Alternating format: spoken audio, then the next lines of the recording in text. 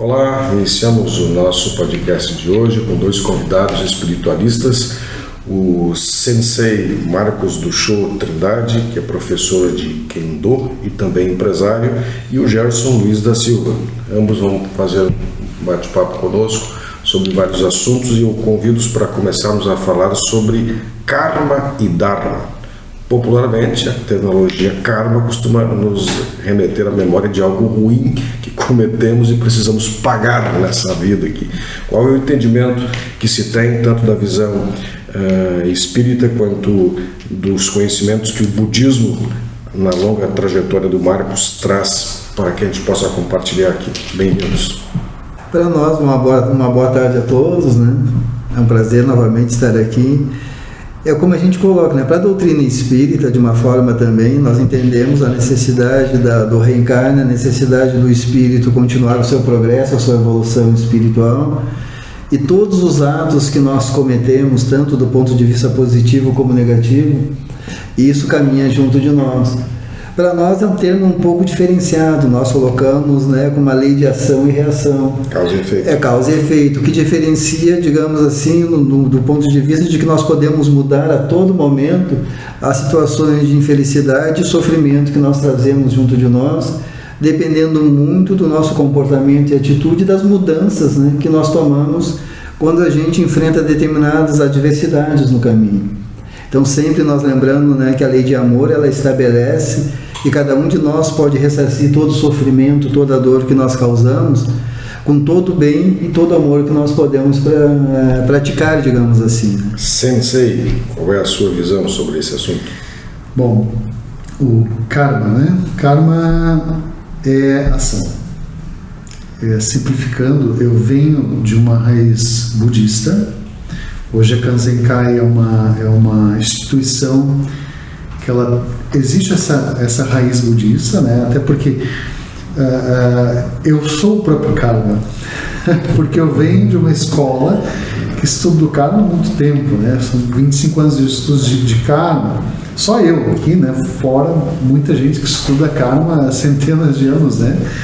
Mas o que eu entendo como karma, e aí vem aquela coisa, karma, dharma, mas na verdade para os estudos, né, que tivemos durante muito tempo, até hoje chegar na escola Kanzenkai, que é uma escola, que é uma filosofia e é uma escola de meditação, né, que descende do budismo, isso é karma, né?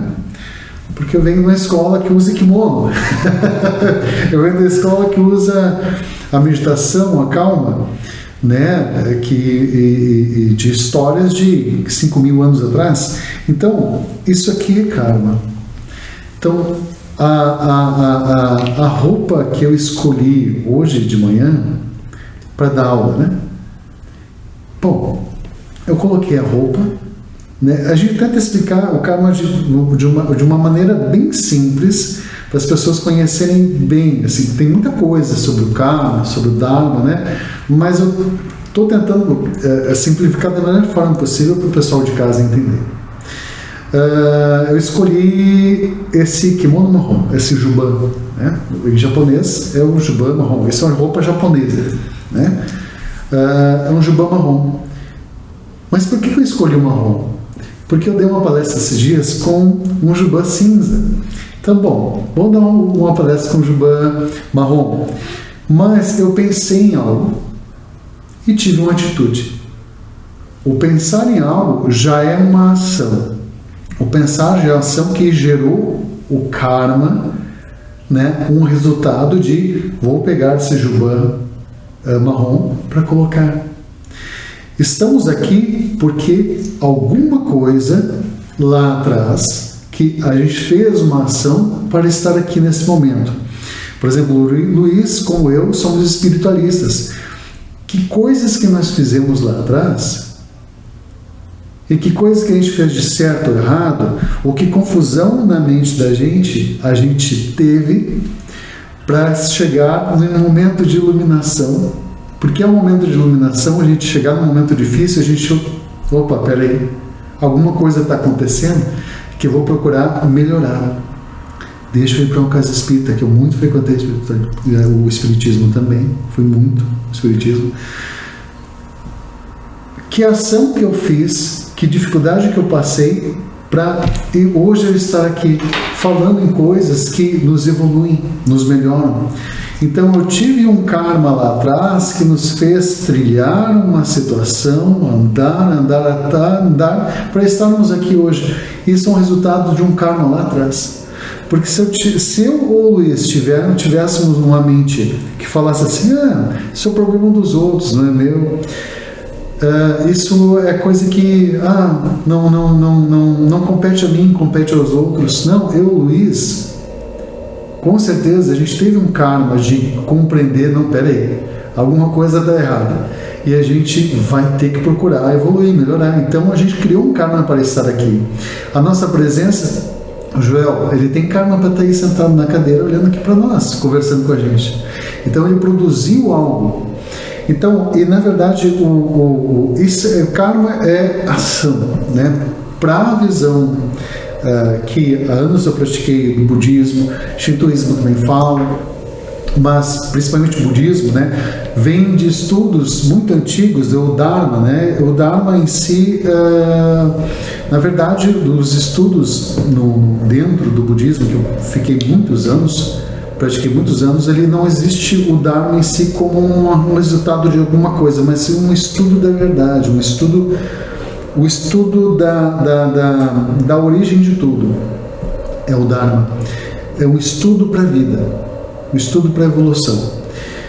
E ele concentra tudo no karma, a ação que gera um resultado. Então, se hoje o Marcos e o Luiz estão aqui, o Joel está aqui também, é porque a gente produziu alguma coisa lá atrás que deu esse resultado. O Luiz também pensou, que blusa que eu vou usar hoje. Mas para o Luiz ter essa blusa, ele teve que trabalhar. Mas para o Luiz ter essa blusa, alguém lá atrás, eu tenho a ideia de ter uma empresa têxtil, mas antes teve alguém produzindo um karma de fazer uma máquina têxtil. Então o karma, ele vem de muito tempo, vem de muita coisa que vem acontecendo e somos resultados do karma. Para o Marcos estar aqui, para esse Trindade, esse é um sobrenome muito antigo, né? Que veio lá de Portugal, mas antes de estar em Portugal veio alemães para estar em Portugal para produzir também esse sobrenome. E para vir alguém por aqui, e teve o encontro do Trindade e do Gonçalves da minha mãe, para ter o Gonçalves e o Trindade, que também faz parte do meu nome, para eu estar aqui. Então eu sou o resultado da ação do meu pai e da minha mãe. Meu pai e minha mãe produziram um karma, uma ação para hoje o Marcos estar aqui com 45 anos de idade. E curioso que ele fala também, né? O Espiritismo também tem essa visão quando fala para nós que nada acontece por acaso, as pessoas não se ligam, não se conhecem por acaso. Não. Então existe realmente muita coisa por detrás que é, como diz, né, o Sensei, que a gente não está conseguindo compreender às vezes no momento. A doutrina espírita também, uma visão também abrangente, ela nos mostra também que todas as ligações, todos os acontecimentos tem algo por detrás que nós desconhecemos. A gente não se conheceu ao acaso, nós não estamos aqui ao acaso. Existe um porquê de nós estarmos aqui.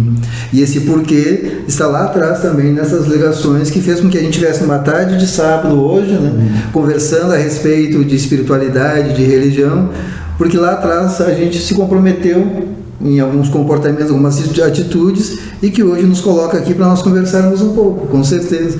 A doutrina espírita também se posiciona dessa maneira, né? Nada é por acaso, ninguém cruza o nosso caminho por acaso. Tudo é resultado. Tudo é resultado. E no ponto de vista quântico também existe uma expressão que é da incidência. Sim. Então a coincidência é um termo que nós usamos para explicar o que nós não conseguimos de explicação racional. E a incidência é quando nós somos produtores, né, ou co-criadores do processo, né? E uma coisa curiosa, assim, eu não tinha... Primeira vez que eu vejo uma apresentação do karma de um ponto de vista mais transcendental, assim, não aquela coisa mais... De sofrimento, né? A visão de karma uma visão de karma diferenciada. E na verdade... sem o sofrimento. Quando você traz a palavra ação, karma é ação. Sim. Opa! É muda uma tudo. outra visão, né? Muito interessante. Porque a gente sempre traz aquela karma, sofrimento, né? Então, assim, quando falou ação, mudou todo o conceito, né? Mudou. Muito interessante. E a ideia do karma eu vejo muitas pessoas falarem sobre esse tema, mas só que tem muita confusão também. A gente tenta lá na Kanzenkai passar a ideia do karma como base no budismo, né? Que eu tive muito tempo.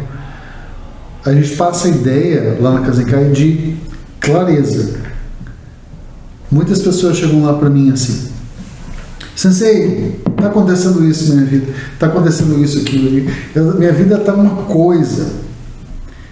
E assim, eu não sei o que está acontecendo, eu não faço ideia. Aí eu falo normalmente: tu chegou a olhar para a tua vida? Que causas, que ações você teve há 10 anos atrás, para que hoje esteja acontecendo isso contigo? Mas eu não sei o que eu fiz. Não, tu sabe. Vamos conversar sobre isso. Claro, não vou entrar no que as pessoas me falam, lógico que seria antiético da minha parte, mas eu sempre falo para as pessoas: como teu pai agia contigo? Como tua mãe agia contigo que está aí na tua cabeça? Tem muita coisa que está gravada na tua cabeça que tu vem repetindo do teu pai e da tua mãe. Aquilo era certo, aquilo que tu passou na sua vida com seu pai e sua mãe, era certo, era errado? Qual foi teu julgamento lá atrás? E o que tu está passando também com o seu esposo e com seus filhos? Você não está repetindo um padrão de que do teu pai e da tua mãe que brigavam, que não se aturavam, que se separaram? E você não está replicando isso com seu marido, com seus filhos? Sensei, nunca tinha pensado nisso. Olha a causa. Não agora aqui. A gente tem que olhar para trás e ver quais os passos que a gente caminhou. Que histórico familiar que a gente teve. Porque a gente só repete. Só repete. E se você não tiver lucidez para verificar isso, o que está acontecendo na minha vida agora não aconteceu com meus pais lá atrás? O que está acontecendo com a sua vida hoje? Que você pode mudar a história. Porque podemos mudar o nosso karma tendo uma ação diferente do que passamos lá atrás. O que ficou atrás é história. O que está por vir é ainda um mistério.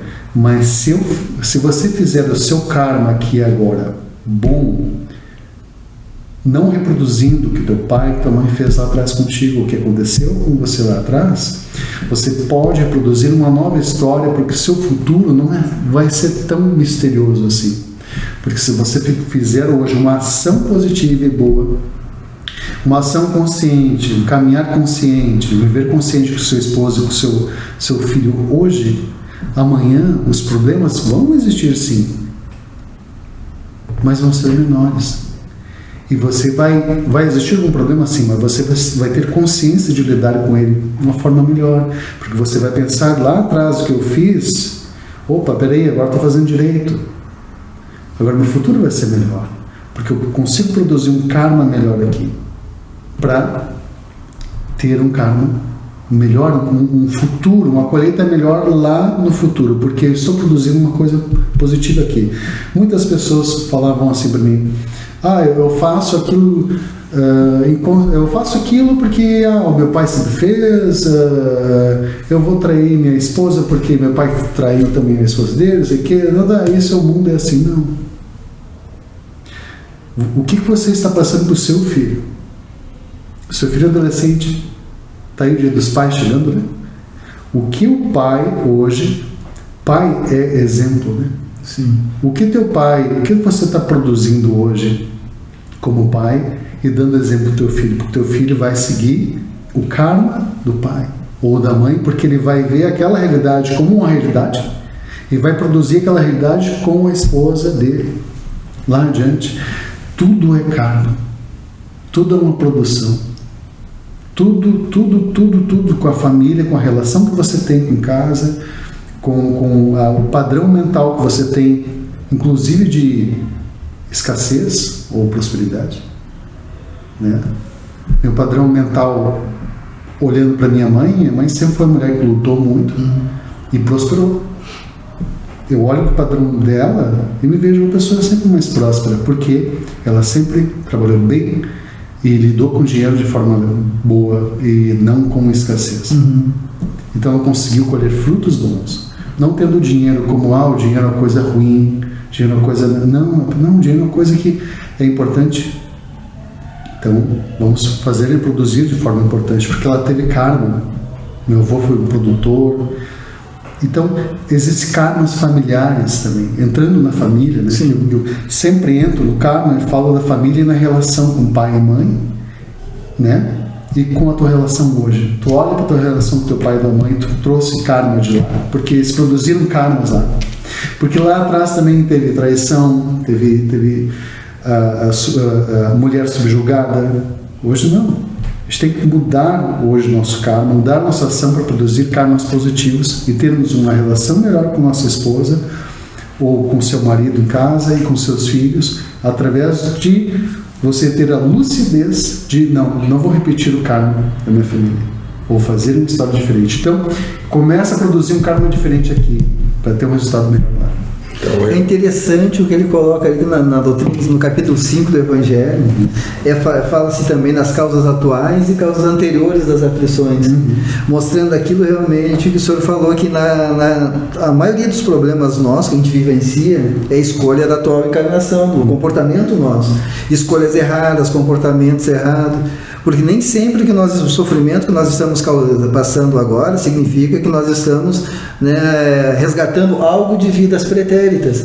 Como a gente conversou, às vezes aquela história, o cara não cuida da saúde dele, né, não se alimenta direito e bebe, faz dar um pouquinho, ele vai ter uma cirrose, vai ter uma doença, alguma coisa, né? Aí o que ele criou? Não sabe, ele né? Ele criou para eles sim. aquela história do ação, que eu não tinha pensado no karma como ação. Quer dizer, ele criou essa ação, ele criou esse sofrimento para ele. Ele não tá lá no passado, tá agora. Então as pessoas não pensam no que elas estão fazendo, né, no comportamento delas.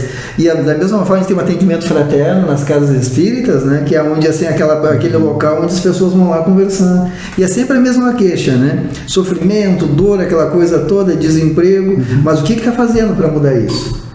Então a primeira coisa que as pessoas chegam e dizem, eu acho que eu estou pagando alguma coisa. E aí tu vai conversar e ele não está sabendo direcionar a vida dele. Sim. Então aquela ideia que a pessoa tem assim, qualquer sofrimento eu estou pagando. E não quer, às vezes é a ideia errada, é o comportamento errado. Então a gente vê que em todo lugar as pessoas buscam com essa visão a solução do problema, né? Como vítimas. Né? É o vitimismo sempre, né? Sim. Eu sou vítima da sociedade, eu sou vítima de Deus, eu estou sendo punido, então aquela ideia sempre, mas até como o Sansei falou, conversou, o cara, eu não pensei nisso. Quer dizer, ele acha que todo mundo é culpado pelo sofrimento dele, mas ele não. Então é uma coisa realmente que a gente tem que trabalhar muito em relação a isso, né? É mais fácil jogar o problema aí. Ele joga pro outro, é mais fácil. Sim, mais fácil. Sim, é mais fácil. Essa culpa é meio entregue para quem não quiser. Não tem que ocupar, é Deus. Sim. É mais fácil. Na verdade, é mais fácil, né? Nós vivemos uma sociedade bastante vitimista também, né? Claro que existem situações, circunstâncias que são consideráveis, existem problemas que independem muitas vezes da nossa vontade, mas na grande maioria das situações, especialmente que batem em busca de apoio, é o próprio indivíduo que não faz a sua parte, né? Ele quer que caia do céu, que alguém resolva, né? Exato. Então, e aí o vitimismo é algo impressionante, ao menos pelo trabalho que a gente faz nas nossas imersões de inteligência quântica emocional, a gente percebe muito isso, né? Sempre a culpa é do outro, e o outro culpa ao outro também, né? Então, e nisso nós não saímos do lugar. O processo de mudança é muito difícil também, né? Muito difícil, só interrompendo, abrindo um parênteses. E quando que alguém me busca para conversar sobre isso e para ter um momento de lucidez na vida, que eu falo assim, eu não vou passar a mão na tua cabeça. Mas por que assim? Eu quero ser acolhido, Não, tu é acolhido, mas o que te adianta eu falar assim, acende a vela pulsando para resolver. Eu falo, não adianta tu acender a vela pulsando para resolver. Ninguém resolve os seus problemas. Tá, mas não tem ninguém que possa rezar uma coisa. Se quiser rezar, tu reza. Mas só tu pode resolver. Por isso que o meu templo, lá, que a minha sala de meditação tem 6 pessoas às vezes tem 10, às vezes só tá eu. Às vezes tem muita gente que vai, assiste uma palestra, volta.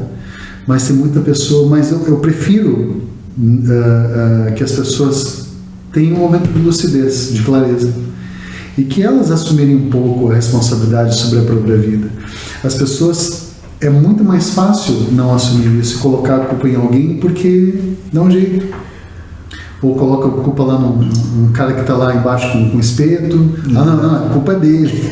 Né? Ou fizeram um trabalho para mim. Ou fizeram um trabalho para mim. Alguém fez um trabalho e destruiu minha vida. Não é isso. Né? Você tem que ver o que você está fazendo. O que você está produzindo para ter aquele resultado. Agora, quando você produz uma coisa que é lúcida, claro, é bom, eu estou vendo o que eu estou fazendo aqui.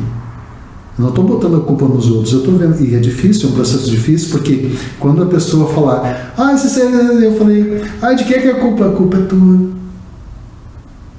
Não, sim. A pessoa vai embora. Ela não aceita. A pessoa vai embora. Mas eu não quero uma pessoa que fique viajando assim, não, eu quero pessoas que pratiquem, por exemplo, lá na Casa Nikaya, que pratiquem meditação, que estejam lá, sabendo o que elas estão fazendo, estando acordadas, porque as pessoas estão dormindo. Quando a pessoa dorme, ela coloca a culpa em todo mundo, menos dela. Aí o eu, né? Não, eu não tenho culpa disso. Mas quando que a pessoa começa a assumir essa responsabilidade, a vida muda. Porque ela tem lucidez e clareza do que ela está fazendo. Aí, vou dar esse passo, mas por quê? E o que pode acontecer depois desse passo? Vou dar um passo melhor. Aí eu consigo produzir uma vida melhor lá adiante, porque eu estou produzindo um karma. Estou produzindo uma ação. Esse copo d'água aqui é para mim, né? Para mim beber. Se eu não beber, se no resto do dia se eu não beber, eu vou passar sede. Eu também vou ficar desidratado. Então eu tenho que cuidar do meu corpo. Eu estou comendo isso, estou comendo aquilo. Eu sei que eu vou passar mal, então cuido. Eu sei que se eu fizer uma coisa de errada hoje, eu sei que eu vou colher depois. Então, se o ser estiver lúcido, lucidez, uma palavra que todos os meus alunos escutam lá. Toda a reunião, toda a palestra, até no YouTube lá, Kazekai no YouTube, eu sempre falo lucidez. Lucidez. Se você estiver lúcido na vida, acordado, porque muitas pessoas estão dormindo e elas preferem estar dormindo, porque é mais fácil estar dormindo. Então, no momento que você acorda, entra no estado lúcido, abre os olhos, aí você consegue enxergar a sua vida. Mas é muito difícil você olhar para si mesmo e assumir a responsabilidade. Não é para qualquer um. Todo mundo é favorável à mudança, desde que não precisem mudar.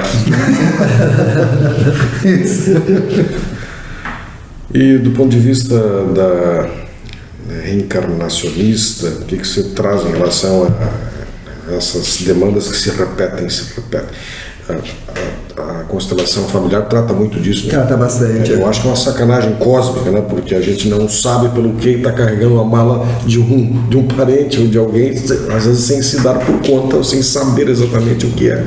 Então aí entra a lucidez, o tanto quanto é importante a gente ter o conhecimento, saber distinguir, para evitar que se repitam os mesmos erros de várias gerações. E é uma coisa curiosa, como o Sansei falou ali, como a gente sempre diz assim, a gente quando reencarna, quando renasce aqui, a gente já renasce com as condições necessárias de crescimento, né, para que a gente possa ultrapassar. E o que ele falou foi uma coisa muito importante, que geralmente as pessoas que têm essa repetição, elas tragam na questão familiar, elas tendem a repetir o comportamento que já vem se arrastando dentro da família. Então é uma coisa assim, ela precisa romper com esse padrão. Então nós observamos assim que sempre o espírito no processo reencarnatório, ele nunca está desprovido da lembrança do que ele precisa fazer para fazer a sua parte. Só que aí falta aquilo que ele está dizendo, a falta de vontade. né, de querer romper com aquilo. Às vezes é mais fácil dar seguimento, né, principalmente a questão da violência doméstica. Tem pessoas que passam ali, né, porque já aconteceu com a minha mãe, já aconteceu com o fulano, então assim, ela acha aquilo normal, ela acha uma coisa normal na existência dela. Então assim, ali ela reencarnou exatamente para quebrar aquele laço, para quebrar aquilo ali realmente, para quebrar aquele padrão, e ela não consegue entender isso. Então tantas coisas que as pessoas estão se repetindo, aí tu vai olhar na questão ali, já está na terceira, quarta geração o mesmo problema. Mas por que está acontecendo com ela? Porque naquele momento ela é o elo que precisa quebrar aquela corrente.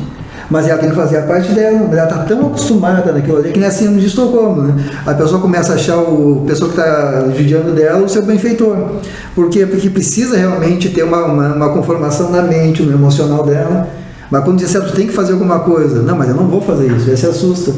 Então, assim, a reencarnação, assim, às vezes a pessoa, mas eu não estou lembrado. Não, a gente pode não ter a lembrança nítida do acontecimento, mas os reflexos que vêm, né, do subconsciente, do inconsciente, está mostrando, ó, tu tem que fazer isso aqui, tu tem que mudar aqui.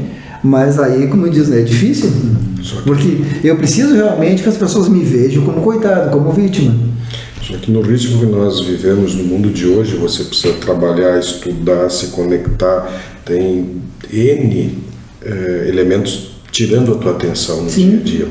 E nós não tiramos o tempo para meditar, de grosso modo, na sociedade como um todo, ou até mesmo para parar e refletir, ou se dar por conta do tanto quanto a história está se repetindo. Nós simplesmente vamos vivendo. A gente acorda e vai dormir num ritmo, às vezes alucinado, ainda mais em regiões metropolitanas, onde você tem trânsito, tem outras preocupações. Em cidades pequenas, muitas vezes você não tem.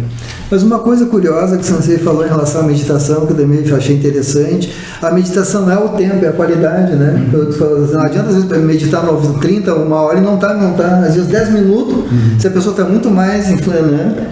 E tem um bem mais interessante. Muito interessante que muitas vezes as pessoas, quando começam a meditar, elas acham a maior perda de tempo do mundo, né? Eu com tantas coisas para fazer, com 200 e-mails para responder, com contas a serem pagas, vou ficar aqui fazendo nada, né? E elas não se dão por conta que às vezes esse esvaziar a mente, que é difícil, né? Esse fazer nada é fazer muito, né? Ele vai te potencializar ações na sequência, que te torna mais produtivo quando está bem centrado e equilibrado. E a neurociência agora, as últimas, já provou realmente os benefícios, né? Inclusive físicos, né? Sobre o cérebro, sobre o corpo da meditação, né? Nós já temos comprovação científica do benefício que a meditação traz para o organismo e para a pessoa. Quando se faz as tais visualizações de objetivos e metas, tem muitos profissionais que atuam nesse foco. Nós não estamos tratando então de meditação. Não, está tratando assim, a meditação na Kazekai, né, ela vem, a nossa meditação na Kazekai, ela vem do aquietar a mente, ela vem na verdade, é o não mente, né, é o Mushin, que é do Zen, né, que é uma prática muito antiga.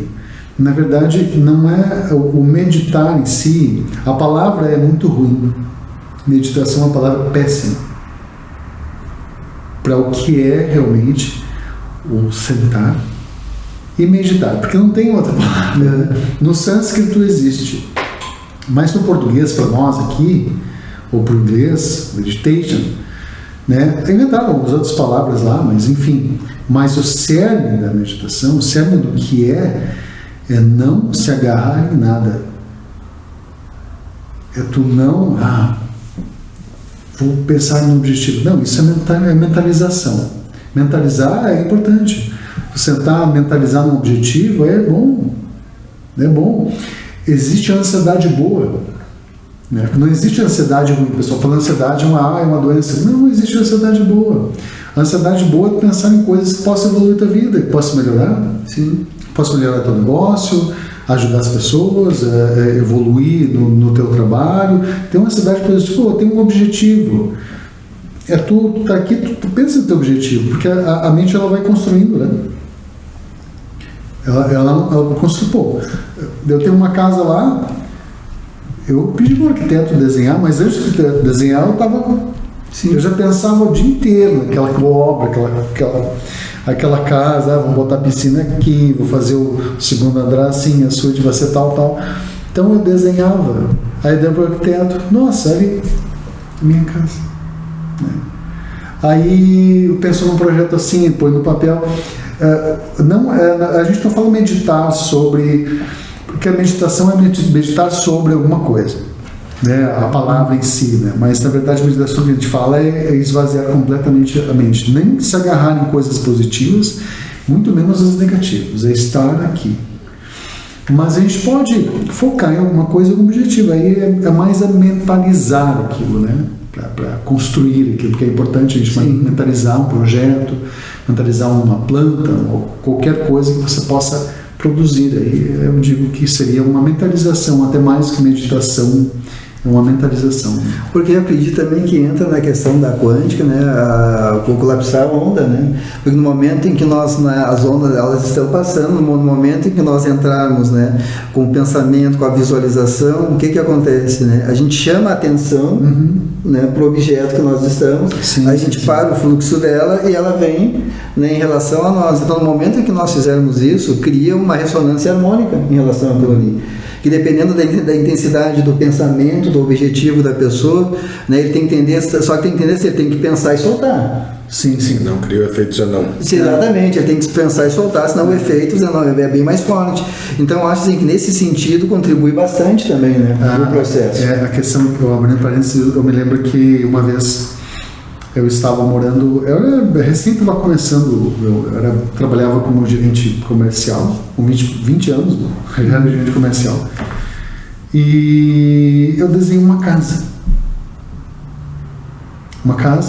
eu já estava produzindo, já estava ganhando melhor, eu construí uma casa melhor, que a gente morava numa casa grande, eu e minha mãe, mas era uma casa de madeira, Sim. E era uma casa muito antiga em Canoas. Uma das primeiras casas que saiu de próximo da Ubra era aquela casa. A casa tinha uns 60 anos, não mais a casa, vai ser uma igreja. Mas era uma casa boa, uma casa enorme, só que era de madeira. A gente queria uma casa melhor, mais confortável, botar uma piscina, por exemplo, né? Aí eu desenhei exatamente essa casa e colei no meu guarda-roupa. Botei uma piscina na frente, flores e tudo mais, fiz 3 andares da casa, coloquei lá. E o meu guarda-roupa tinha um guarda-roupa velho, assim, né? Já comido de cupim, porque a casa já estava cheia de cupim, a casa estava em pé porque os cupim estavam abraçados, porque as casas caíam. E aí o primo meu passou, né? Já estou entregando o primo. Passou e falou assim: casa essa daqui é minha casa futuramente. Eu te ver hoje, eu tenho mais, né? Mas nada, meu. Essa é a minha casa. Isso é uma casa de rico, Marcos.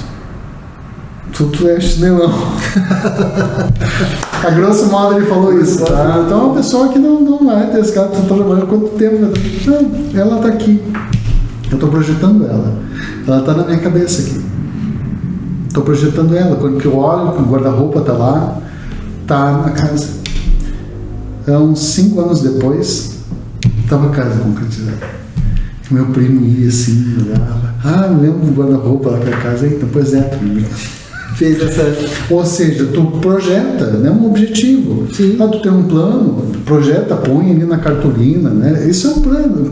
Isso é focar o teu objetivo, né? Sim. Isso é diferente de meditar sobre, mas não deixa de ser de certo modo, tá? Sim. Mas focar no objetivo é importante. Deixa eu entrar na casa, dar um mergulho na minha piscina no futuro, né? Ou entrar no meu projeto no futuro. A Casa em Caia existe porque ela foi projetada anos atrás. Eu estava estudando, né, tudo, mas bom, o que a gente pode fazer para melhorar isso? Aqui dentro não dá mais para fazer, eu tinha um certo limite. Bom, deixa eu sair. Hoje ela existe, porque foi um planejamento. Eu acho que aproveitando o teu gancho da questão da realização de objetivos e metas... Tudo isso é karma. Sim, mas como nós, tanto a cristandade, né, trouxe uma carga muito negativa para o aspecto de progresso material durante muito tempo. E hoje a gente sabe que a prosperidade e a espiritualidade podem andar de mãos abraçadas, né? Porque na verdade o dinheiro ele vai potencializar o teu melhor e o teu pior. Então, se o indivíduo não for de boa índole, ele com o dinheiro não vai fazer coisas boas. Se tiver boa índole, vai fazer coisas maravilhosas, né? Então, nós criamos uma visão muito estreita sobre a questão do aspecto econômico, né? Tendo a percepção de que isso não condiz com a espiritualidade. Falamos aqui, neste e em outros podcasts, o tanto quanto tu te apegar à matéria é um problema, ou tanto quanto tudo que está no nosso entorno é transitório, né? A tua casa não é tua casa, efetivamente, né? Se pensar no longo prazo. Mas, por outro lado, nós estamos vivendo numa experiência material, nós estamos na matéria, né? Então a matéria faz parte da vida, e eu não vou me tornar um indivíduo ruim pelo fato de poder usufruir do que de melhor a matéria tem para nos oferecer. Sabe, uma coisa curiosa, a gente sempre fala dentro da doutrina espírita que algumas pessoas, elas têm a ideia de elas confundem uma coisa, elas confundem vida espiritual com vida material. Elas acham assim que pelo fato de existir algumas pessoas, por existir vida após a morte, elas negligenciam o mundo material, e não é isso que a doutrina espírita nos prega. Nós temos obrigações sociais, nós temos que lutar para nos tornarmos pessoas felizes, para ter as nossas conquistas, para buscar tudo aquilo que nós queremos, né, para o nosso bem-estar. O que a doutrina espírita pega é exatamente a transitoriedade da matéria, que nós entendemos que nós temos que realmente buscar o crescimento. Porque se eu não faço, eu vou me tornar um peso no ombro de alguém. Alguém vai ter que me carregar. Sim, exatamente. Alguém vai ter que me carregar. Então, assim, eu não posso querer viver uma vida de ser desencarnado sendo encarnado. Eu tenho necessidades que preciso cumprir e tenho que fazer. Eu não posso privar a minha vida e a vida de pessoas que estão ao meu lado de ter uma vida melhor com aquela ideia de que eu preciso ir para a vida espiritual e não posso ter nada de material. Porque essa ideia realmente é uma herança do catolicismo. Não estamos aqui falando mal, mas é verdade. É uma herança realmente em que se precisava dominar, precisava capitalizar, né, a questão da igreja, precisava se capitalizar, precisava mostrar para as pessoas que elas só poderiam, né, ser felizes se elas renunciassem à vida material ou se não tivessem interesses materiais. Então houve realmente, né, isso aí é um atavismo que vai passando, aos poucos as pessoas estão começando a entender de que elas precisam realmente. E aí nós temos aquela ideia do paternalismo em todo mundo, né? Então a pessoa acha que o Estado tem compromisso com ela, o município tem compromisso, todo mundo tem, e ela não tem nada com ela. Então realmente é uma herança muito difícil de ser trabalhada, né? Muito bem, estamos no nosso podcast de hoje com dois convidados, o Gelson Luiz da Silva e também o Sensei Marcos Doxó